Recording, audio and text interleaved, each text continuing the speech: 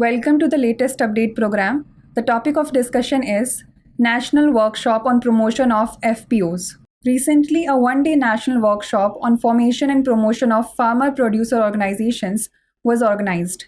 It was organized by the Ministry of Agriculture and Farmers Welfare, Government of India, and Small Farmers Agribusiness Consortium.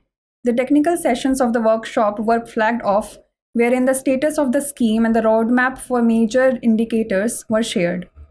The workshop was organized under the Central Sector Scheme for Formation and Promotion of Farmer Producer Organizations. This Central Sector Scheme, with an outlay of Rs 6,865 crore, was started in 2020 to substantially increase farmer incomes. The scheme is designed to primarily benefit the small and marginal farmers, who constitute more than 86% of the farmer base. It focuses on forming farmer collectives to facilitate economies of scale and scope for the small and marginal farmers across the value chain, thereby reducing the cost of production and increasing their revenue.